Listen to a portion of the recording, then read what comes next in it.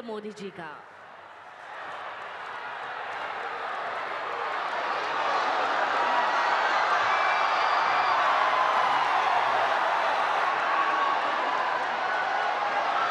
साथ ही हम स्वागत करते हैं असम के माननीय राज्यपाल श्री लक्ष्मण प्रसाद आचार्य जी का, असम के माननीय मुख्यमंत्री डॉक्टर हिमंता बिस्वा शर्मा जी का।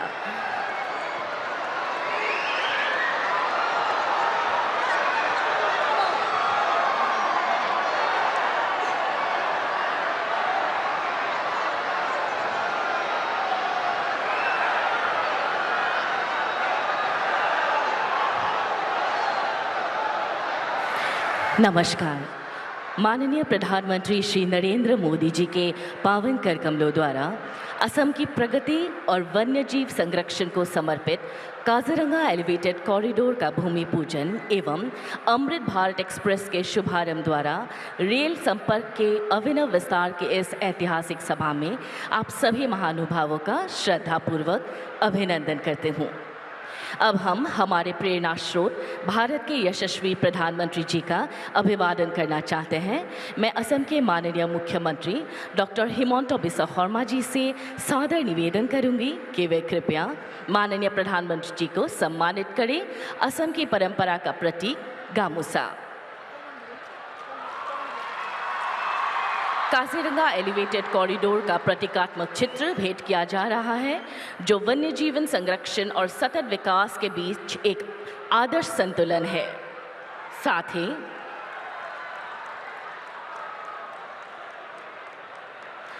महापुरुष श्रीमंत शंकरदेव की जन्मस्थली बोरदोआ थान के मुख्य द्वार का चित्र भेंट किया गया है।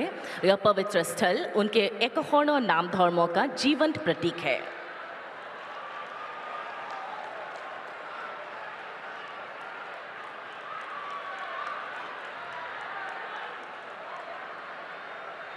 धन्यवाद। अब मैं विनम्र निवेदन करती हूँ असम के माननीय मुख्यमंत्री डॉक्टर हिमंता बिस्वा शर्मा जी से कि कृपया आज के इस ऐतिहासिक सभा में अपना बहुमूल्य भाषण प्रदान करने की कृपा करें।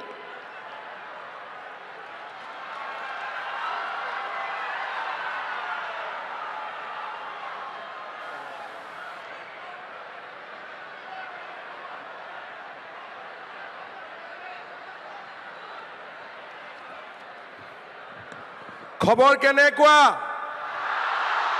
किमान ভাল हसाई बहुत ভাল आरु एबार क किमान ভাল तेतियाले मोर लगत एकेलगे कब भारत माता की नरेंद्र मोदी ভাল লাগিছে प्रधानमंत्री सन्मुखत देखा पाई हसाई ভাল লাগিছে तेतियाले प्रधानमंत्री डांगरियार कारणे एटा डांगर हाथ चापरी गगनभेदी हाथ चापरी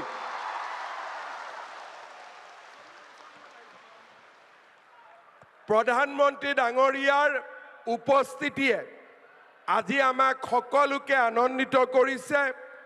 আজিৰ সভাত আমাৰ মাজত উপস্থিত ভাৰতৰ সন্মানীয় প্ৰধানমন্ত্ৰী শ্ৰী নৰেন্দ্ৰ মোদী ডাঙৰীয়া, অসমৰ ৰাজ্যপাল শ্ৰী লক্ষ্মণ প্ৰসাদ আচাৰ্য ডাঙৰীয়া, কেন্দ্ৰীয় মন্ত্ৰী সৰ্বানন্দ সোণোৱাল ডাঙৰীয়া, राज्य केंद्रीय मंत्री IIFL फाइनेंस गोल्ड लोन, जहां आपके गोल्ड पर मिलती है मैक्सिमम लोन वैल्यू, वो भी फ्लेक्सिबल पेमेंट ऑप्शन। अतुल बरा डांगरिया, शरण बड़ो डांगरिया, कृष्णेन्दु पाल डांगरिया, कलियाबरर विधायक मंत्री केशव महंत डांगरिया, संसद कामाख्या प्रसाद तासा डांगरिया, दिलीप शइकिया डांगरिया, विधायक दीप्लु रंजन शर्मा डांगरिया आरो मोर अतिके सम्मानर राइज आई मातृসকল आरो युवक युवती बंधु बान्धवीসকল, আজি এখন নতুন অসম নিৰ্মাণৰ আধুনিক অসমৰ নিৰ্মাণৰ দিশত আমি এটা মাইলৰ খুঁটাত উপনীত হৈছো। আমি অসমবাসীয়ে কেতিয়াও কল্পনা কৰিব পৰা নাছিলো যে কাজিৰঙাৰ বন্য জীৱ জন্তুক ৰক্ষা কৰিবলৈ কোনোবা এজন প্ৰধানমন্ত্ৰীয়ে অসমক 34 কিলোমিটাৰ দীঘল ফ্লাইঅভাৰৰ অনুমোদন কৰিব, আমাক 7,000 কোটি টকা দিব। আজিৰ দৰে প্ৰকল্প যাক আমি অসমীয়াই কেতিয়াও কল্পনা কৰিব পৰা নাছিলোঁ, সেই প্ৰকল্প প্ৰধানমন্ত্ৰী ডাঙৰীয়াই অসমবাসীক উপহাৰ দিবলৈ এই কলিয়াবৰত উপস্থিত হৈছে।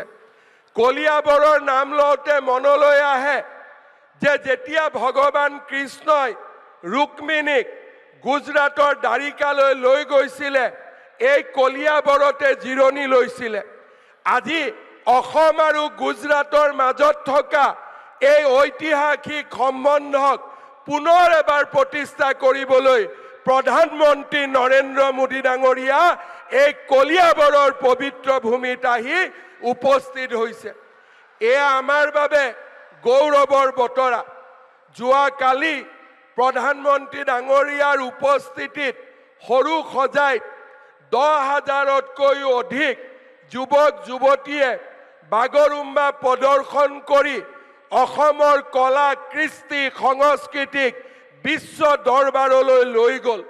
আজি আমি অসমীয়া, এতিয়া আমি সাহসী অসমীয়া, এতিয়া আমি আত্মবিশ্বাসী অসমীয়া। প্ৰধানমন্ত্ৰী ডাঙৰীয়াৰ নেতৃত্বত অসমে ছেমি কণ্ডাক্টৰ লাভ কৰিছে। অসমে বাঁহৰ পৰা তেল উৎপাদন কৰিবলৈ শিকিছে আৰু অসমীয়াই আটাইতকৈ ভাৰতৰ ডাঙৰ সাৰ কাৰখানা অসমত প্ৰতিষ্ঠা কৰিবলৈ সাহস কৰিছে। প্ৰধানমন্ত্ৰী ডাঙৰীয়াৰ আশীৰ্বাদত এতিয়া অসমীয়াই নিজৰ জাতিৰ স্বাভিমান ৰক্ষা কৰিবলৈ শিকিছে। চৰাইদেউক বিশ্ব ঐতিহ্যৰ স্বীকৃতি, অসমীয়া ভাষাক ধ্ৰুপদী ভাষাৰ মৰ্যাদা, লাচিত বৰফুকনৰ সুবিশাল প্ৰতিমূৰ্তি, আজি আমি এটা অটল, অবিচল আৰু আত্মবিশ্বাসী জাতিত পৰিণত হৈছোঁ। এতিয়া অসমীয়াক কোনেও ৰঙা চকু দেখুৱাব নোৱাৰে। অসমীয়াক যদি কোনোবাই ৰঙা চকু দেখুৱাবলৈ চেষ্টা কৰে, তেনে ব্যক্তিক আমি যেনেকৈ 1.5 লাখ বিঘা ভূমিৰ পৰা উচ্ছেদ কৰিছোঁ, আমি তেনেকৈ অসমীয়াই মৰণপণ যুঁজ দিবলৈ সাজু হৈছোঁ। আজি অসমত পৰিৱৰ্তন হৈছে। এতিয়া আৰু কাজিৰঙাত কোনেও গড় হত্যা কৰিবলৈ সাহস কৰিব নোৱাৰে। আজি মোদী ডাঙৰীয়াৰ নেতৃত্বত আজি অসমীয়াই আত্মবিশ্বাসী হৈছে। শ্ৰদ্ধাৰ ৰাইজ, এই 7,000 কোটি টকাৰ বিশাল এলিভেটেড কৰিডৰে যোৰহাট আৰু গুৱাহাটীৰ মাজত দূৰত্ব, গোলাঘাট আৰু গুৱাহাটীৰ মাজত দূৰত্ব 1 ঘণ্টা সময় কমাই পেলাব। ইজনক সিজনৰ ওচৰ চপাই লৈ যাব। এখন শক্তিশালী আমি অসম নিৰ্মাণ কৰিবলৈ সাহস পাম। যোৱাকালি কংগ্ৰেছ দলৰ এজন সাংসদে এই এলিভেটেড কৰিডৰক বিৰোধিতা কৰিছে। মই কংগ্ৰেছ দলৰ এই সাংসদ গৌৰৱ গগৈ ডাঙৰীয়াক ক'ব খোজো, আপুনি বিৰোধিতা কৰি থাকক, কিন্তু অসমে সপোন দেখিছে আকাশ চোৱাৰ, আৰু অসমে আকাশ চুবই। এই কথা মই আপোনাক স্পষ্টভাৱে ক'ব বিচাৰো। আজি অসমীয়াই কোনো পাকিস্তানৰ এজেণ্টৰ ওচৰত আত্মসমৰ্পণ নকৰে। আজি অসমীয়াই কোনো অচিনাকি মানুহৰ ওচৰত আত্মসমৰ্পণ নকৰে। অসমীয়াই অচিনাকি মানুহৰ মাটি উচ্ছেদ কৰি বটদ্ৰৱা থানত শংকৰদেৱৰ আবিৰ্ভাৱ ক্ষেত্ৰ নিৰ্মাণ কৰিছে। কাজিৰঙাত আজি অচিনাকি মানুহক উচ্ছেদ কৰি আমি এলিভেটেড কৰিডৰ নিৰ্মাণ কৰিম। এয়া হৈছে নতুন অসমৰ স্বপ্ন, এয়া হৈছে নতুন অসমৰ দিগন্ত।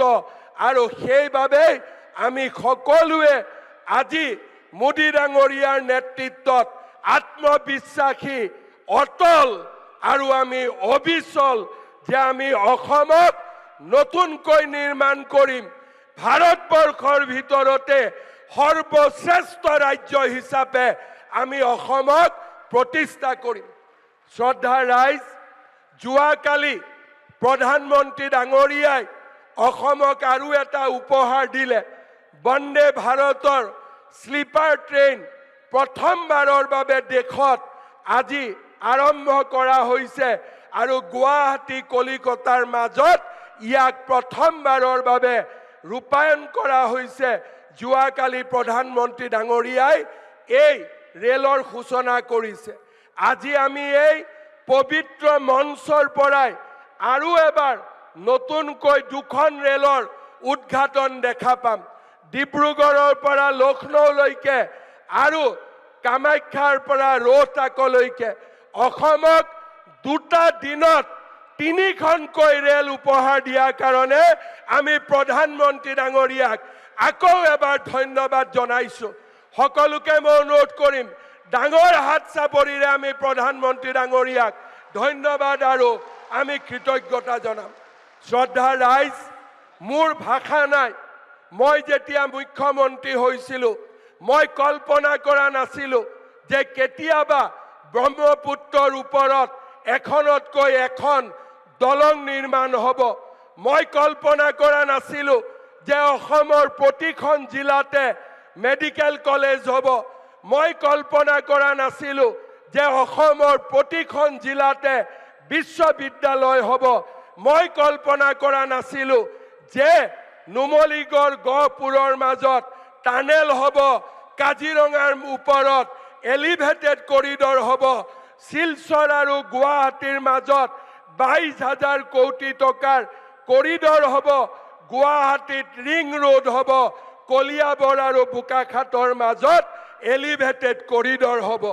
মা কামাখ্যা, মহাপুৰুষ শ্ৰীমন্ত শংকৰদেৱ আৰু অসমীয়া ৰাইজৰ আশীৰ্বাদত আজি আমি অসমখনক এক নতুন দিগন্তলৈ লৈ গৈছো।